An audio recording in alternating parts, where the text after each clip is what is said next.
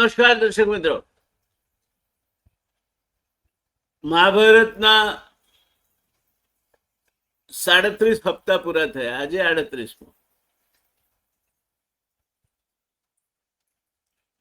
લૂંટારાઓ ગાયો લઈ જતા હતા. એની પાસે એનો માલિક અર્જુન પાસે દાન નાખતો આવ્યો,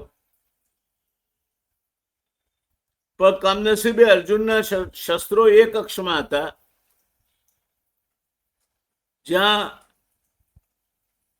યુધિષ્ઠિર અને દ્રૌપદી નિવાસ કરી રહ્યા હતા.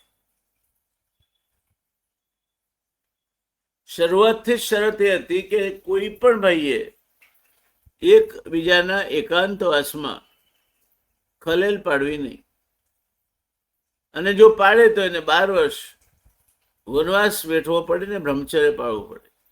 આ એનો દંડ હતો. અર્જુન સામેની સમસ્યા એ હતી કે ક્ષત્રિય ધર્મ બજાવો, શરણાગતની રક્ષા કરવી. લૂંટારાઓ ગૌધન લૂંટી જતા હતા, એમાંથી એમને દંડ દઈ અને એના માલિકને ગાયો પાછી મેળવી આપવી. આ એનો ક્ષાત્ર ધર્મ હતો. બીજી બાજુ ભાઈઓ ભાઈઓ વચ્ચેની સમજૂતી જે થઈ હતી નારદજીના કહેવાથી, તે હતી. અને અર્જુન એવું વિચારે છે કે પોતાના સ્વાર્થને ખાતર થઈને ક્ષાત્ર ધર્મને બાજુ પર મૂકી શરણાગતે આવેલા વ્યક્તિને, કારણ કે ક્ષત્રિય આમ તો ગૌ બ્રાહ્મણ પ્રતિપાળ કહેવાય, ગાય અને બ્રાહ્મણની રક્ષા કરવો એનું ધર્મ છે, એ કઈ રીતે ચૂકી શકાય? એટલે એણે પેલા વ્રતનો ભંગ કર્યો, નિયમનો ભંગ કર્યો, શસ્ત્રો લીધા અને લૂંટારાઓ પાસેથી ગાયો પાછી મેળવી અને પેલા બ્રાહ્મણને સોંપી. પણ એના થકી નિયમનો ભંગ થયો હતો, એટલે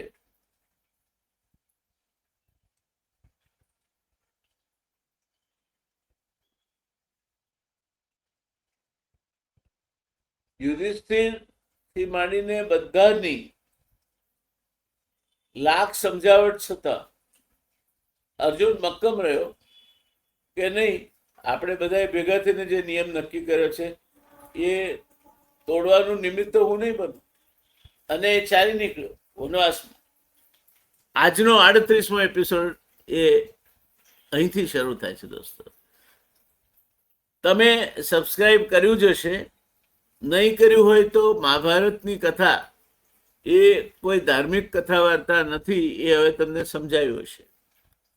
આ મહાભારત વિશે જે આપણે કહીએ છીએ તે જીવનમાં આજે કેટલું ઉપયોગી છે, જીવનમાં એના ઉપરથી શું બોધ મળે છે, અને એના ઉપરથી તમે નીતિમત્તાના અને વ્યવસ્થા પર એટલે મેનેજમેન્ટના શું પાઠ શીખી શકો છો, એની છણાવટ આપણે રસપ્રદ રીતે કરીએ છીએ. ઘણા શ્રોતા મિત્રોના સુંદર પ્રતિભાવ અમને આ બાબતમાં સાંપડ્યા છે. તમને પણ આવો અનુભવ થયો હોય તો ચોક્કસ લખજો. ક્યાંય ન લખો તો છેવટે કોમેન્ટમાં લખજો, તો અમને શેર લોહી ચડશે. બીજું, તમે સબસ્ક્રાઈબ ના કર્યું હોય તો સબસ્ક્રાઈબ કરજો. તમારા મિત્રોને, તમારા ઘરમાં વયસ્ક સંતાનો હોય, ભાઈ હોય, બહેન હોય, એ બધાને એમના સ્માર્ટફોનમાં આ સબસ્ક્રિપ્શન કરાવજો, તો એમના સમયે જોઈ શકશે. આજે 1 થી 37 સુધીના બધા જ હપ્તા યુટ્યુબ પર અવેલેબલ છે. એટલે એમને જ્યારે અનુકૂળતા હોય ત્યારે મહાભારત જોઈ શકાશે. અને અમને આ મહેનત કરી તે લેખે લાગી એનો આનંદ થશે.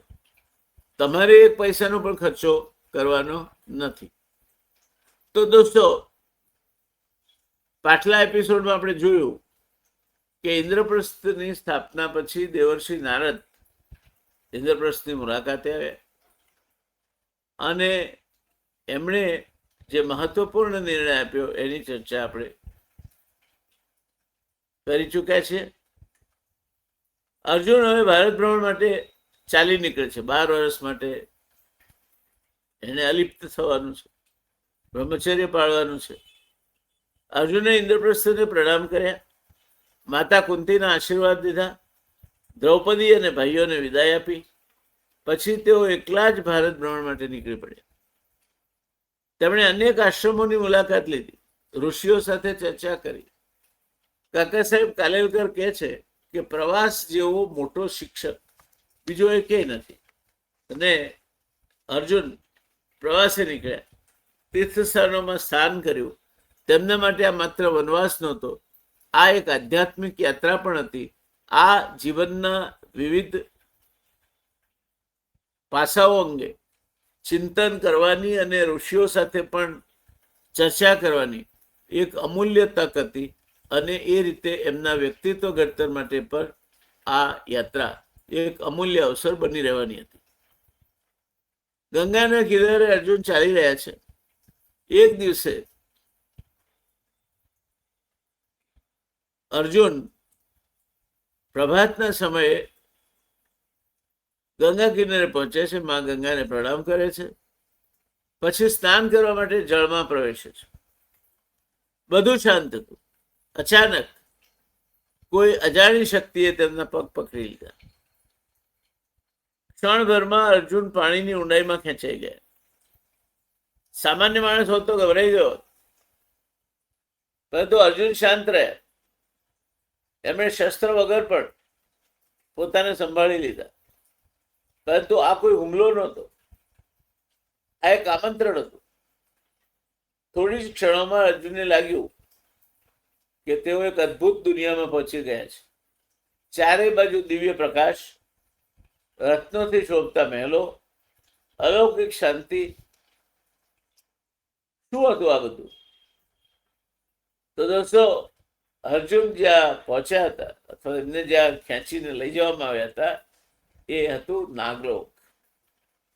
અને ત્યાં એમની સામે એક તેજસ્વી યુવતી ઊભી હતી. એનું નામ હતું ઉલુપી. ઉલુપી નાગરાજ કૌરવ્યની પુત્રી હતી. કૌરવ નહીં, કૌરવ્ય. ઉલુપી નાગરાજ કૌરવ્યની પુત્રી હતી. તેણે અર્જુનને પ્રણામ કર્યા અને વિનમ્રતાથી કહ્યું, ધનંજય, ગભરાશો નહીં. હું તમને બળજબરીથી નહીં, પરંતુ મારા હૃદયની ઈચ્છાથી અહીં લાવી છું. એટલે આપણા હૃદયની ઈચ્છા હોય તો ગમે તેને ઉઠાવી લાવીએ તો બળજબરીથી લાવ્યા ન કહેવાય. આ જ્યારે માણસ મોહાંધ થાય છે ત્યારે આવું વિચારી શકે કે હું ક્યાં કંઈ ખોટું કરું છું. મને મારા હૃદય દોર્યો, મારા વિચારો દોર્યો, મારા મગજે દોર્યો, મેં આ કર્યું. એ ક્યારેય એને પોતે ખોટું કર્યું હોય એવું નહીં લાગે. અને એ જ રીતે ઉલુપી અર્જુનને કહી રહી છે કે હું તમને બળજબરીથી નહીં, પરંતુ મારા હૃદયની ઈચ્છાથી અહીં લાવી છું. અર્જુન આશ્ચર્યમાં પડી ગયા. તેમણે પૂછ્યું, મને અહીં શા માટે લાવવામાં આવ્યો છે? અહીં મને પકડવાની શું જરૂર હતી? કેમ લાવ્યા છો? ત્યારે ઉલુપી છે એને કોઈ સંકોચ ના રાખ્યો. એક અલ્લડ યુવતી હતી. તેણે સ્પષ્ટ કહ્યું, તમારા પરાક્રમ, તમારા ધર્મ અને તમારા વ્યક્તિત્વ વિશે મેં ઘણું સાંભળ્યું છે. હું તમને મારા પતિ તરીકે સ્વીકારવા માંગુ છું. અર્જુન થોડી ક્ષણ મૌન રહ્યા. પછી તેમણે કહ્યું કે હું વનવાસમાં છું, હું બ્રહ્મચર્યનું પાલન કરી રહ્યો છું. ઉલુપી હળવું સ્મિત કરીને બોલી, તમારું વ્રત દ્રૌપદી સાથેના નિયમને લઈને છે. તે સમગ્ર જીવન માટેના સંન્યાસનું વ્રત નથી. જો કેવો હળવો રસ્તો કાઢે. એટલે કહેવાય છે આ મોહ માટે, કે કામથી પીડિત માણસ માટે, કે દિવા પશ્યતિ નોલુક કાકો નક્તમ ન પશ્યતિ. ઘુવડ દિવસે દેખતું નથી, કાગડો રાતે દેખતો નથી. અપૂર્વ કોપી કામાંધો દિવા નક્તમ ન પશ્યતિ. પણ કામવાસનાથી અંધ થયેલ વ્યક્તિ એ ખરેખર અદ્ભુત છે. એ રાતે નથી જોઈ શકતી, દિવસે નથી જોઈ શકતી. એને માત્ર એનું ધ્યેય જે હોય તે જ દેખાય છે. અને એ રીતે અર્જુનના પ્રેમમાં, મોહમાં અંધ થયેલ ઉલુપી એમ કહે છે કે તમારો બ્રહ્મચર્ય તો બરાબર છે, તો બ્રહ્મચર્ય કોની સાથે પાળવાનું? તમારે દ્રૌપદી સાથે બ્રહ્મચર્ય પાળવાનું. બીજી બધી સ્ત્રીઓ સાથે બ્રહ્મચર્ય પાળવાનું એવું તમારા વ્રતનો અર્થ નથી થતો. તો હવે શું કેવું છે? ધર્મની ચર્ચા ચાલી. ઉલુપીએ અર્જુનને સમજાવ્યું, એક ક્ષત્રિય માટે ધર્મ માત્ર એક જ સ્વરૂપમાં નથી. પરિસ્થિતિ પ્રમાણે ધર્મનું પાલન કરવું પડે. સગવડીયો ધર્મ કહી આપે. અર્જુને પણ વિચાર કર્યો અને અંતે ઉલુપીનો પ્રસ્તાવ સ્વીકાર્યો. જો આ થાય, જ્યારે થોડી ઘણી પણ સામા પક્ષે લપસવાની ઈચ્છા હોય ને પછી ઢાળ મળે ને અર્જુન લપસે, એને ઉલુપીનો પ્રસ્તાવ સ્વીકાર્યો. પરંપરાગત મહાભારત અનુસાર બંને વિધિપૂર્વક વિવાહ કર્યો. જય હો, શુભકામનાઓ બંને. સવારે વિદાય લેવાનો સમય આવ્યો. ઉલુપીએ અર્જુનને એક વિશેષ વરદાન આપ્યું. આજથી જળચરો તમને કોઈ નુકસાન નહીં પહોંચાડી શકે અને જળમાં તમને કોઈ પરાજય નહીં કરી શકે. જળમાં તમને કોઈ હરાવી નહીં શકે. આ વરદાન આગળના જીવનમાં અર્જુન માટે ઉપયોગી બનવાનું. એવું કહેવાય છે ને કે જે કોઈ ઘટના ઘટે તે સારા માટે ઘટે છે. એમાં ભાવિનો કોઈ સંદર્ભ છુપાયેલો હોય છે. ભાવિના ગર્ભમાં શું છુપાયેલું છે એ આપણને ખબર નથી હોતી. એવી આ વાત છે. એટલે આ વરદાન આગળના જીવનમાં અર્જુનને ઉપયોગી બનવાનું હતું. ઉલુપીએ અર્જુનને આશીર્વાદ આપ્યા અને અર્જુન ફરી પોતાની યાત્રા પર નીકળી પડ્યો.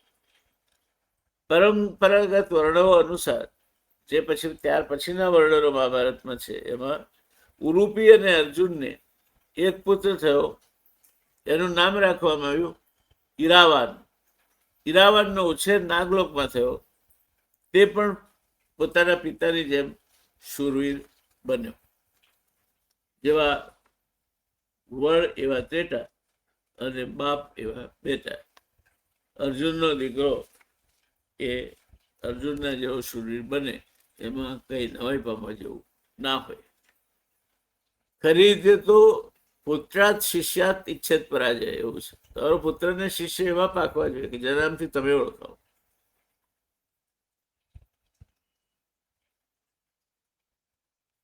એટલે સંસ્કૃતમાં એક શ્લોક છે, એવું કહે છે કે ઉત્તમા આત્મના ખ્યાતા, પોતાની જાતે જે સ્વનામ ધન્ય હોય, ખ્યાતિ પ્રાપ્ત હોય, એ ઉત્તમ કક્ષાનો મનુષ્ય છે. ઉત્તમા આત્મના ખ્યાતા પિતુ ખ્યાતા મધ્યમાં, બાપના નામથી જે ઓળખાય છે તે મધ્યમ કક્ષાનો માણસ છે. કનિષ્ઠા માતુલા ખ્યાતા, મસાળના નામ અમુકના ભણાભાઈ છે એ રીતે ઓળખાય. એ કનિષ્ઠ ત્રીજા કેટેગરીમાં આવે. કનિષ્ઠા માતુલા ખાતા, અરે આમના જમય છે શ્વશુરા અધમાધમા, શ્વશુરના નામે સાસરાના નામે જે ઓળખાય એ અધમ કક્ષાનો માણસ કહેવાય. એટલે પુત્રાત શિષ્યાત ઈચ્છેત પરાજય, તમારો પુત્ર અને શિષ્ય એવા પાકવા જોઈએ કે જે તમને ઢાંકી દે, તમે એમના નામથી ઓળખાવો. વર્ષો પછી જ્યારે કુરુક્ષેત્રનું યુદ્ધ શરૂ થશે ત્યારે ઈરાવાન પણ પાંડવોની બાજુથી યુદ્ધમાં ભાગ લેશે. તેનું બલિદાન મહાભારતમાં એક વિશિષ્ટ સ્થાન ધરાવે છે. એની વાત આપણે આગળ કરીશું. અર્જુનની યાત્રા આગળ વધે છે. ઉલુપને વિદાય આપીને અર્જુન ફરી ભારત ભ્રમણ પર ચાલી નીકળે છે. તેમની યાત્રા હવે પૂર્વોત્તર ભારત તરફ આગળ વધી રહી હતી. ત્યાં એક રાજ્ય એમની રાહ જોઈ રહ્યું. ઘટનાઓને પણ એની રાહ હોય છે. એક રાજ્ય એની રાહ જોઈ રહ્યું હતું. એક એવું રાજ્ય જ્યાં એક રાજકુમારી હતી જે માત્ર સુંદર જ નહીં પરંતુ પોતે જાતે એક ઉત્તમ કક્ષાનો યોદ્ધા હતી. તેનું નામ હતું ચિત્રાંગદા. અર્જુન અને ચિત્રાંગદા મળવાના છે, પણ આજે નહીં. અર્જુનની યાત્રા આપણને એક રસપ્રદ વાત શીખવે છે દોસ્તો. વનવાસનો અર્થ માત્ર દુઃખ સહન કરવાનો એવું નથી થતું. ઘણીવાર જીવનમાં સૌથી મોટા શિક્ષણ સૌથી લાંબી યાત્રાઓ દરમિયાન મળે છે. અર્જુન જ્યાં જાય છે ત્યાં માત્ર યુદ્ધ નથી કરતો, તેઓ લોકો, સંસ્કૃતિઓ અને પરંપરાઓને સમજતા જાય છે. આ જ અનુભવ એમને આગળ જતા વધુ પરિપક્વ બનાવવાનો છે. એટલે જ કાકા સાહેબ કાલેકરે કહ્યું છે કે પ્રવાસ એવો મોટો શિક્ષક બીજો એકેય નથી. તો આમાં મેનેજમેન્ટ અને નેતૃત્વનો શું પાઠ મળે છે એની વાત કરીએ તો મહાન નેતા પોતાના આરામના ક્ષેત્રમાં બંધાઈ નથી રહેતો. ચરાઈ વેતી કરતો ચાલ્યા જ કરે છે. નવી નવી જગ્યાઓ જુએ છે, નવી સંસ્કૃતિઓ સમજે છે, નવા લોકો સાથે સંબંધ બનાવે છે. Leadership grows through exposure, not only through position. તમે રાજા બની ગયા અથવા જનરલ મેનેજર બની ગયા એટલે તમારામાં નેતૃત્વ શક્તિ નથી ખીલી જતી. Leadership goes through exposure. તમને તમારી નીચે કઈ રીતે કામ થાય છે એનો ખ્યાલ હોવો જોઈએ. એ જો ના હોય તો તમે સાચું અને ટકાઉ નેતૃત્વ પૂરું પાડી શકતા નથી. બીજું, નેતૃત્વ પૂરું પાડવું હોય તો પરિસ્થિતિઓથી વિદિત રહેવાની ક્ષમતા અથવા જ્ઞાન હોવું જોઈએ. પ્રવાસ તમને જ્ઞાન આપે છે. એટલે એક ઉચ્ચ કોટીના નેતા માટે પરિસ્થિતિનું જ્ઞાન, પોતાની સાથે કામ કરતા માણસો અંગેની ભાવના, જ્ઞાન અને પ્રત્યેની લાગણી, આ બધું ભેગું મળે ત્યારે એ નેતૃત્વ કરવાને લાયક બને છે. દોસ્તો, હવે આગામી ભાગમાં અર્જુન મણિપુર કેવી રીતે પહોંચે છે, ચિત્રાવાહન રાજા તે રાજ્ય કરે છે, પોતાની પુત્રી ચિત્રાંગદા માટે અર્જુન સામે એક શરત મૂકે છે. અર્જુન અને ચિત્રાંગદાના લગ્ન તો થાય છે પણ એની પણ એક કથા છે. અને તેના પુત્ર બબ્રુવાહન નું ભવિષ્ય મહાભારતમાં શા માટે અગત્યનું છે, આ બધી બાબતો આપણી ચર્ચાઓમાં આગળ જતા ચાલુ રહેવાની છે. જોડાયેલા રહેજો. તમે અમારી સાથે જોડાયેલા રહેશો તો આ બધી ચર્ચાઓના ભાગીદાર બનશો. અમને આનંદ થશે, તમને પણ આનંદ થશે. તો આ અર્જુન અને ઉલુપની કથા, અર્જુનના વનવાસનું પહેલું પગથિયું, પહેલો પ્રણય, નાગ કન્યા ઉલુપી, તેના થકી એને ઈરાવાન નામના પુત્રની પ્રાપ્તિ થાય છે. એ જળમાં અજય બને છે. કોઈ જળચર એને નુકસાન ન કરી શકે એવું વરદાન પ્રાપ્ત કરે છે. એ વાત જાણ્યા પછી હવે આપણે રાહ જોઈશું અર્જુન મણિપુર પહોંચે અને ચિત્રવાહન સાથે એનો પરિચય થાય.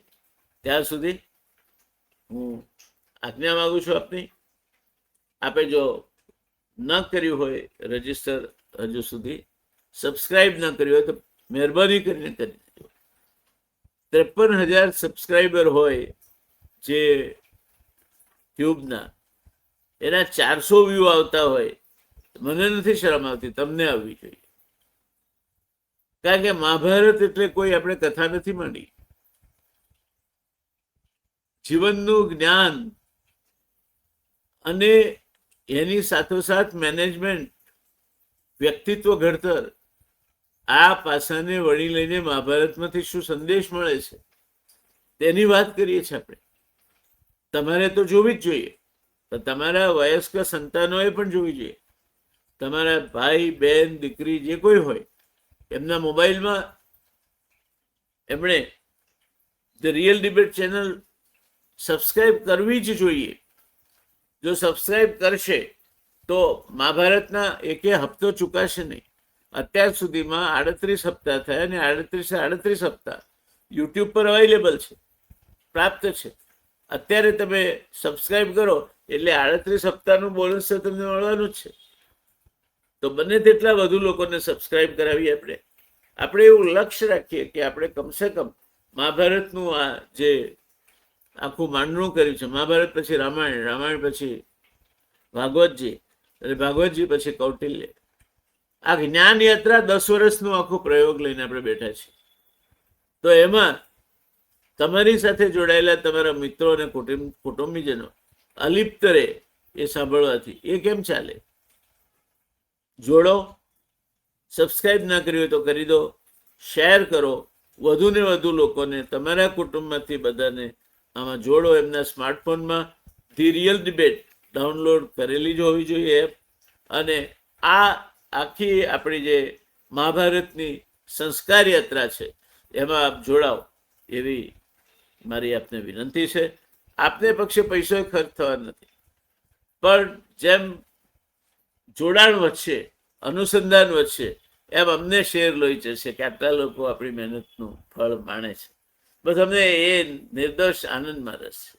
અમારે તમારી પાસેથી કોઈ જ અપેક્ષા નથી, કોઈ પૈસો લેવાનો. તો મળતા રહીશું દોસ્તો. ધન્યવાદ. હું તમારો દોસ્ત જયનારાયણ વ્યાસ. મહાભારત પર્વનો 38મો હપ્તો અર્જુન વનવાસ નાગકન્યા ઓલિમ્પી સાથે એની મુલાકાત અહીંયા સમાપન તરફ દોરી જાઉં છું. આપ સૌને મારી શુભકામનાઓ. જય શ્રી કૃષ્ણ. ઓમ નમો ભગવતે વાસુદેવાય નમઃ. ઓમ નમો ભગવતે વાસુદેવાય નમઃ.